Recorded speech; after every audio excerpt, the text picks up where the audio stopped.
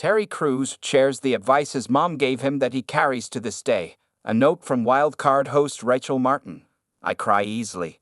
I always have, but I'm a specific kind of crier, the kind that is easily manipulated by TV producers.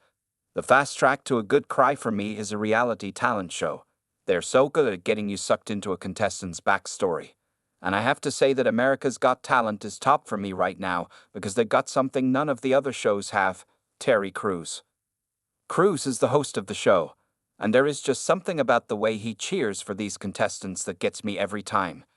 When one of them is getting ready to go out there on stage and they're nervous and he tells them that he loves them, I don't think it's fake. He's already invested in them.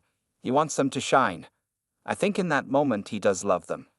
It's sort of a bizarre role for a guy who used to knock people to the ground as a linebacker in the NFL.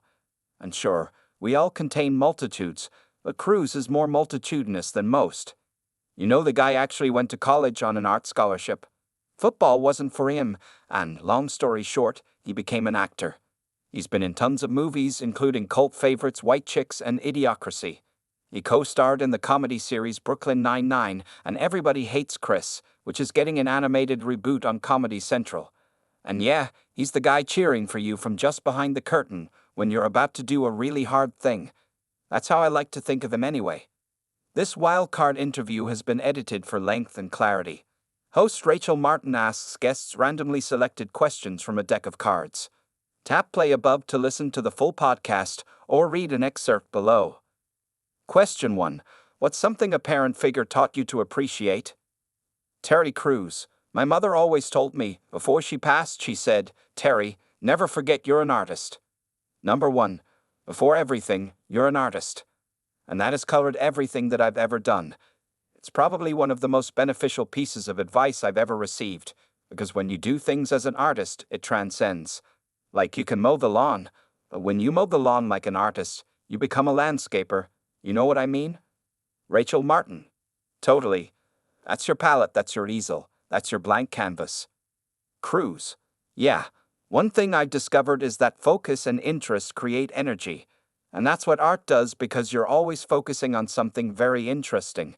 And other people will look at it and be very bored, like, what are you doing? You know, like some sculpture, some painting, or some drawing. But that focus energizes you. It's like making the mundane magnificent. Martin, when did you start drawing? Like, how did that even come about to you?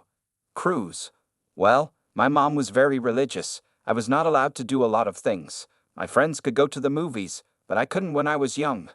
Movies were the devil's things. Now she came out of that later, but for the first 12 years of my life, it was like that.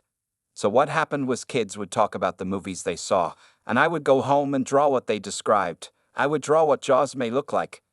I would spend hours and hours just drawing. I'll never forget when I was a kid, especially on weekends, I could draw all night long. I would just be drawing, and all of a sudden I'd look up, and the sun would be coming up. Like, that's how focused I was. Question 2. What was a disappointing experience that now feels like a blessing? Crews. I guess the NFL. My whole 7 years in the NFL, I would call a disappointment because I was all over the place. I was on 6 teams in 7 years, all with my wife and 2 kids at the time. We didn't know what was going on, and everyone thinks that sports are so glamorous or whatever. It just wasn't. It was a grind. It was like a circus. My wife and I did not know what was going to happen to us next year. Like, we had no idea.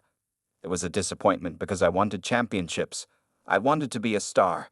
And it all ended unceremoniously when I got cut for the last time. And that's the hardest thing. There's a depression that came with it. But when I look back, what a blessing, because it got me ready for entertainment. It got me ready for the audition process.